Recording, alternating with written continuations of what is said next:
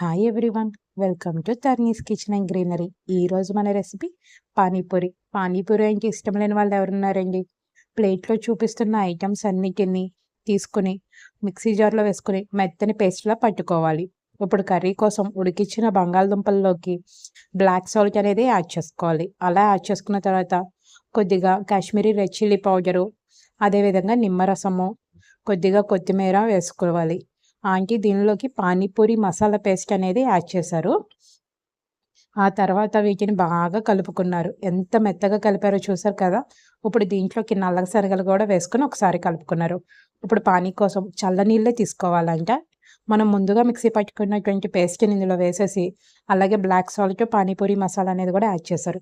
కనిపిస్తున్నారు కదా ఆంటీ, ఈవిడి మా నైబర్ వాళ్ళ మదరు. ఇయర్లీ వన్సే వస్తారు ఆంటీ. మమ్మల్ని పానీపూరికి ఇన్వైట్ చేశారు. మీరు నమ్మరు, ఆంటీ మేము తింటాము అంటే మీరు అలా పెట్టుకొని తింటే బాగోదు, నేను పెట్టిస్తాను, ఎన్ని పూరీలైనా తినేస్తారు అని చెప్పి అన్నారు. ఎంత ఓపిక్గా మా కోసం చేశారంటే first of thank you so much aunty. మీరు ఒక్కసారి ఈ వాటర్ ట్రై చేయండి. మనం బయట తినే పానీపూరి వాటరు, ఈ వాటరు ఎంత డిఫరెన్స్ ఉంటుందంటే నిజంగా ఆంటీ చేసిన పానీపూరికి అయితే మేమందరం ఫిదా అయిపోయాము. నచ్చితే ఒకసారి ట్రై చేసి చూడండి.